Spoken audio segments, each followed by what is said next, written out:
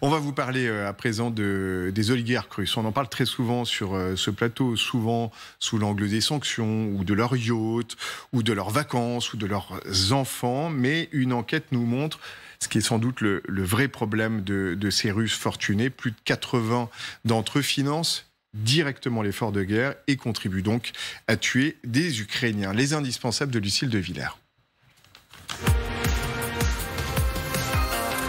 Bonsoir Lucille. Bonsoir Emmanuel, bonsoir à tous. Et c'est une étude qui nous révèle ça. Que dit-elle cette étude ? Eh bien, que si officiellement les oligarques russes, historiquement proches de Vladimir Poutine, affirment ne rien avoir avec la guerre en Ukraine, ils ont en réalité pleinement participé à l'effort de guerre national. Comment ? Eh bien précisément par leur implication dans des livraisons d'armes au complexe militaire russe. Qui l'affirme ? Eh bien, c'est le site Project, l'un des plus grands médias indépendants russes, censuré, puis interdit en Russie. 4 de ces journalistes ont donc mené cette grande enquête. Alors, quels sont les oligarques concernés ? On parle beaucoup d'oligarques sur ce plateau. Eh bien, d'après Project, ils sont au nombre de 80. Vous le disiez, 80 oligarques russes finançant ou produisant directement des armes létales utilisées sur le champ de bataille ou bien leurs composants. Des armes létales, autrement dit, des armes qui tuent aujourd'hui en Ukraine. Tous ont fait fortune dans les domaines de l'énergie, de la sidérurgie ou encore de la métallurgie. Parmi les plus connus, Vladimir Potanin, l'ancien vice-premier ministre de la Fédération de Russie. Il détient des actifs dans la société Norilsk Nickel, le plus grand producteur mondial de nickel. Eh bien, les journalistes affirment qu'on en retrouve la production dans certaines pièces des chasseurs Sukhoi 27 que détient la Russie. Autre exemple, Roman Abramovich, ancien propriétaire du club de football de Chelsea et copropriétaire de la société minière Evraz. Project affirme cette fois que les chars T-90 qu'utilise l'armée russe sont composés en partie des matières premières produites par cette entreprise. Autre exemple, Alexei Mordachov, réputé proche de Vladimir Poutine, propriétaire de Severstal, géant du métal. Et d'après l'enquête, c'est l'acier qu'il fournit qu'on retrouve dans les fusils d'assaut AKM. Et l'enquête va jusqu'à tracer l'utilisation des armes fournies directement ou indirectement par ces oligarques. Effectivement, premier événement cité comme exemple, le massacre de Boutcha au mois d'avril 2022. Project affirme que ce jour-là, l'armée russe emploie ces véhicules blindés, un modèle de type BMD 4, et que ces composants sont fournis par au moins 8 entreprises détenues par des oligarques, que ce soit pour l'aluminium qui compose l'armure ou bien des pièces en tungstène. Deuxième événement, le bombardement du théâtre de Mariupol. Souvenez-vous, c'était le 16 mars 2022. Project affirme ce jour-là que l'armée russe frappe avec ce type de bombe des FAB 500. 17 entreprises, toutes différentes, en auraient fourni les composants. Donc les oligarques n'ont aucun intérêt à ce que la guerre s'arrête. Eh bien, c'est effectivement la conclusion que formule Project. D'après le média, la guerre en Ukraine ne freine pas les contrats d'armement signés avec le gouvernement russe. C'est même l'inverse. Ce qui leur permet de l'affirmer, ce sont des contrats publics auxquels ils disent avoir eu accès. Des contrats publics signés par des entreprises détenues par ces 81 hommes d'affaires dont on parle, avec les usines de défense et le ministère de la Défense sur la période de 2014 à 2023. Depuis l'annexion de la Crimée, donc. D'après leurs calculs, le montant total de ces contrats s'élève à 220 milliards de roubles, soit 2 milliards d'euros. Près de la moitié d'entre eux ne sont sanctionnés que par Kiev et non par ses alliés en totalité. On comprend donc qu'un certain nombre d'entre eux tirent profit de cette guerre. Merci beaucoup. Ça peut d'ailleurs paraître très peu, 2 milliards d'euros sur des contrats militaires de cette importance. On imagine que c'est très, très compliqué, Vincent Hugeux, de calculer d'ailleurs les profits qu'ils en tirent. Sans minimiser le constat qui vient d'être dressé, au fond, 80 sur les 200 fortunes classées par le magazine Forbes, ça veut dire qu'il y en a plus de la moitié qui ne contribueraient pas à l'effort de guerre. Pas directement. Tout le monde, pas directement. On n'a pas trouvé pour l'instant. Tout le monde n'a pas intérêt à ce que la guerre continue. Ceux qui, par exemple, ont leur fortune à Londongrad ou dans les banques suisses aspirent à retrouver la quiétude de leur villa azuréenne et de leur yacht. À ce propos, je signale que certains y vont peut-être sabre au clair à l'effort de guerre. d'autres à reculons. Souvenons-nous quand même des adresses extrêmement menaçantes de Poutine à plusieurs reprises, où sur un registre populiste, il ironisait sur ceux qui précisément voulaient préserver à tout prix dans l'Occident uni, leur mode de vie privilégié par rapport aux pauvres soldats russes envoyés au casse-pipe. Donc voilà, il faut, je crois, relativiser cette dimension. Et puis, une autre remarque encore. Dès lors que vous devez une partie de votre activité, de votre fortune, au carburant, à l'acier, au nickel, à la motorisation, à l'électronique, etc., fatalement, dans une économie qui est devenue une économie de guerre, vous avez une part qui vous revient. Donc, je veux dire, c'est pourquoi, à mon sens, ça n'est pas une surprise fracassante. Oui, mais c'est intéressant de le rappeler parce qu'on réduit souvent les oligarques d'abord à ceux qui ont glissé dans leur salle de bain ou qui sont tombés par la fenêtre au début, ou alors à des yachts et à ce qui se passe en Occident. Oui, et là, on voit, grâce à l'excellente enquête des journalistes indépendants russes du média Project, on voit qu'en effet, plus de 80 oligarques russes ont directement participé à l'effort de guerre. Ça montre que depuis des années, parce que c'est pas arrivé depuis hier, depuis des années et des années, Vladimir Poutine et le Kremlin construisent en Russie un système, y compris un système économique autour de la guerre, qui a préparé la guerre, qui est au service de la guerre. Et ce qu'on voit dans cette liste d'oligarques qui participent à cette guerre, en fournissant encore une fois des armes ou des matériaux ou du pétrole, etc., on voit bien sûr les oligarques très proches de Poutine, donc on n'est pas du tout étonné de les voir. Comme Potanine. Voilà, Sechin, etc. On voit dedans aussi les Rothenberg, Timchenko et d'autres. On voit aussi que les anciens oligarques, comme on disait, des années 90, y participent aussi. Typiquement, Potanine. Potanine, c'est quelqu'un qui a fait fortune déjà dans les années 90. Et c'est très intéressant si on revient à la question des sanctions. C'est la plus grande fortune de Russie. C'est l'une des plus grandes fortunes de Russie. C'est quelqu'un qui a fait fortune dans le nickel et dans d'autres aussi moyens de production depuis un certain temps. Moi, j'ai regardé donc les listes de sanctions et d'après le média Project, 34 de ces 81 personnes ne sont pas dans toutes les listes de sanctions.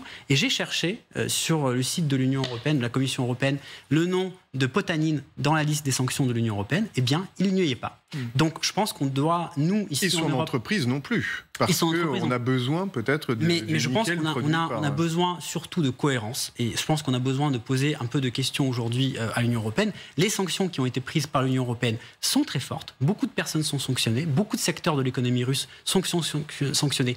Et les sanctions sont efficaces. Mais en même temps, l'Union européenne admet elle-même qu'elles sont régulièrement contournées. Donc des personnes comme Potanine devraient être quand même sur cette liste de sanctions. On sait aussi que des personnalités proches du Kremlin, comme la femme du ministre adjoint de la Défense de la Fédération de Russie, vit tranquillement dans le luxe à Paris, ce qui est quand même aussi scandaleux. Et récemment, il y a donc l'athlète russe Isenbaeva qui a obtenu un titre de séjour en Espagne, alors même qu'elle s'affichait il y a encore quelques mois en uniforme de l'armée russe avec le ministre de la Défense Shoigu, alors qu'elle a soutenu Vladimir Poutine à toutes les élections. Bref, on se demande un peu, on demande, nous, en tout cas Russie Liberté, plus de cohérence. Je vous propose de retrouver le dossier sur les sanctions sur notre site qui vient de sortir.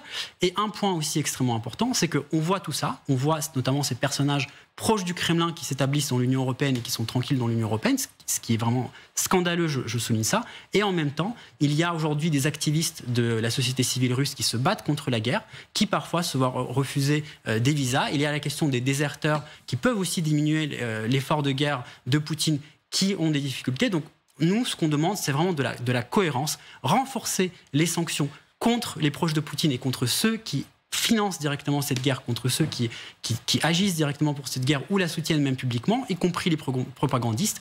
Et en même temps, ce qui est important, c'est de soutenir la société civile qui se bat contre Poutine. Alors, comment on fait? Parce qu'on en parle régulièrement. Et on a vu Abramovitch tout à l'heure. Abramovitch, il a deux autres nationalités en dehors de la nationalité russe, israélienne, portugaise. Comment fait-on? Alors, pour élaborer une stratégie efficace, il me semble, et là je rejoins Alexis, qu'il faut élaborer une stratégie efficace, il faut comprendre ce qui se passe. Alors c'est absolument pas, bien sûr, pas une surprise, c'est même extrêmement logique que tous ces oligarques soient impliqués dans l'effort de la guerre. Pourquoi ? Parce qu'on ne répétera jamais qu'en Russie, le pouvoir fonctionne sur le même modèle que la mafia. Donc comme dans la mafia... Et l'économie est en guerre, rappelons-le aussi. Comme dans une mafia, il y a le chef de la mafia, et ensuite on a des clans, on a des petits chefs, et eux ils sont porteurs. Ils sont porteurs d'actifs dont ils peuvent jouir, mais en même temps ils doivent être les managers de ces actifs dont ils jouissent, mais in fine, tout cela ce sont des biens de la mafia. Les oligarques en Russie, c'est exactement la même chose, c'est même pour cela que tous se retrouvent à œuvrer pour ce que la mafia veut, pour ce que le parrain veut, pour la guerre. C'est absolument normal. Et donc, maintenant, il faut comprendre cela, il faut arrêter d'être naïf vis-à-vis de ces gens, vis-à-vis de membres de leur famille, parce que la participation à l'effort de la guerre, elle ne se limite pas là. Il y a aussi des opérations, on va dire, de subversion, même par l'argent dépensé encore en France ou dans des pays occidentaux par ces personnalités qui sont liées à ces chefs de clan de la mafia, mais qui ne sont pas sanctionnés. Donc en fait, il faut vraiment comprendre cela pour commencer. Par ailleurs, cette réflexion, à un moment donné, on a eu le début de cette réflexion à Londres, surtout Londres, qui était très prisée par les Russes depuis 30 ans. Donc on a eu un certain temps, il y a peut-être 15 ans, le début de réflexion, mais je ne sais pas pourquoi ils se sont arrêtés sur le bon chemin. Il faut comprendre cela, il faut sanctionner l'ensemble des oligarques et des membres de leur famille. Ouais. Déjà, liste des 6 000. Déjà par le simple 6 000 oligarques. Il y a 6 000 oligarques. Les membres de leur famille et aussi militaires, avec les membres du régime et les députés, etc. Bon, on a un discours très tranché de ce côté de la table, on le comprend. Michel Goya, votre regard là-dessus. Peut-être certains de nos téléspectateurs se disent, ceux qui produisent de l'aluminium, du nickel, du fer, oui, d'accord, on va les sanctionner, mais enfin, à quoi ça sert ? C'est pas eux qui fondent directement les chars ou les kalachnikovs ou ce genre de choses. Non, mais ils y participent, bien sûr. Et là aussi, il n'y a aucune surprise. Bien sûr que dans une économie aussi concentrée que celle de la Russie, aussi oligarchique que celle de la Russie, que les oligarques participent à l'effort de guerre. Alors là, c'est zéro surprise. Et qu'il faille les sanctionner aussi, ça c'est tout à fait normal. Maintenant, oui, les profits qu'ils font par cet effort de guerre compensent en partie d'ailleurs les sanctions qu'ils peuvent subir par ailleurs. Ce qui serait peut-être bien, c'est de diffuser cette liste la population russe et qu'ils s'aperçoivent qu'il y a des profiteurs de guerre, que dans cette guerre où finalement eux-mêmes souffrent, et notamment économiquement, il y a des gens qui s'en mettent malgré tout plein les poches. Bon, en même temps, la Russie, les Russes savent très bien qu'ils sont dans une des pays les plus inégalitaires au monde et qu'une grande partie de la richesse est captée par un petit groupe d'individus. Et je ne suis pas sûr que ça change, hélas, grand-chose. Alors, je repose la question malgré tout, Vincent Hugeux. Comment peut-on faire quand on a effectivement un Potanine dont on nous disait tout à l'heure qu'il n'est pas sous une menace de sanctions par l'Union européenne. L'Union européenne, oui. Voilà, par l'Union européenne en tout cas. On sait qu'on a besoin, certains pays occidentaux ont besoin du nickel qui vient de Russie. Comment fait-on dans cette équation qui est complexe ? Ce qui est clair, c'est que l'on peut et que l'on doit resserrer les mailles du filet. Il y a encore trop d'échappatoires possibles, notamment dans le secteur bancaire. Je ne sais pas où en est le chiffre aujourd'hui, mais il y a quelques mois, on considérait que moins de 8% des avoirs détenus par des nantis russes en Suisse avaient été ou saisis ou gelés. On doit pouvoir faire mieux. On sait encore que par des circuits détournés, il y a des transactions qui peuvent porter sur des matières énergétiques, par exemple, dont le paiement atterrit dans les caisses du Kremlin. C'est totalement anormal. C'est parfaitement paradoxal. Sur le plan individuel et symbolique, il y a eu quand même une mensuétude assez déroutante vis-à-vis de telle fille de Dmitri Peskov, de tel fils de Vladimir Solovyov, le propagandiste le plus frénétique du Kremlin. Donc là-dessus, je rejoins, alors pour le coup, mais en analyste, pas en militant, mais en analyste, la thématique de la cohérence qui a été invoquée tout à l'heure. Il faut savoir ce que l'on veut et ce que l'on fait. Donc c'est vrai que moi je m'étonne parfois de mesurer à quel point il y a encore tant de trous dans la raquette. Alors. Et ce qu'on peut voir aussi, c'est qu'il y a encore aujourd'hui, et une enquête a été publiée récemment, des entreprises européennes qui fournissent des éléments à l'armée russe, qui sont utilisés par l'armée russe, 25 entreprises européennes. D'ailleurs, récemment, un chef d'entreprise français qui fabrique, je crois, des puces électroniques a été sanctionné.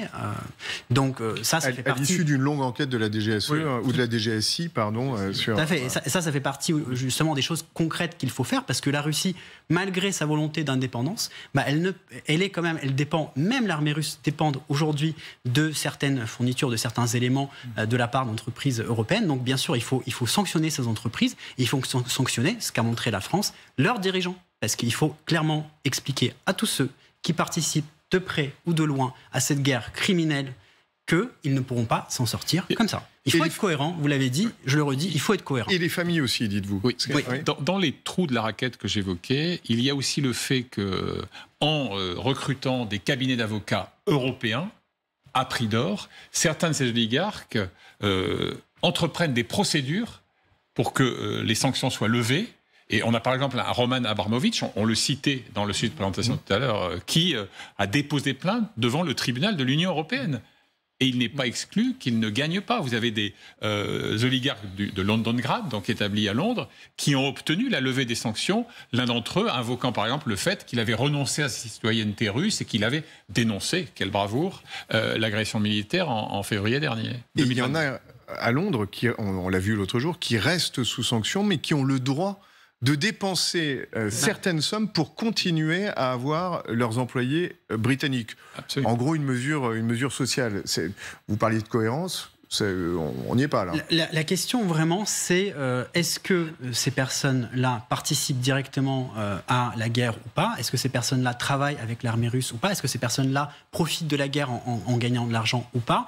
On a quand même un exemple, c'est l'homme d'affaires russe Tinkov, qui, donc, depuis un certain nombre d'années, ne participe plus à aucune activité de ce type en Russie, qui a officiellement et publiquement dénoncé la guerre et les crimes de guerre de Vladimir Poutine en Ukraine. Bon, là, justement, ce qui est cohérent, justement, c'est d'avoir un dialogue avec ce type de personnes, et encore une fois, d'aider aussi les activistes, dont des activistes russes qui sont contre la guerre. Donc la cohérence, elle est aussi là-dedans, des sanctions plus fortes, frapper vraiment de manière très forte et de manière massive les 6000 personnes de la liste de la Fondation anticorruption, qui est en ligne, qui est publique, qui est notamment sur le site de Russie Liberté, mais en même temps appliquer des mesures cohérentes. Oui, parce que pour finir, c'est quoi l'effet final recherché, Michel Goya, comme on dit en langage militaire? On parle d'état final. Sanctionner les oligarques, oui. Pourquoi? Pour qu'ils se détournent de Vladimir Poutine, pour qu'ils cessent un certain nombre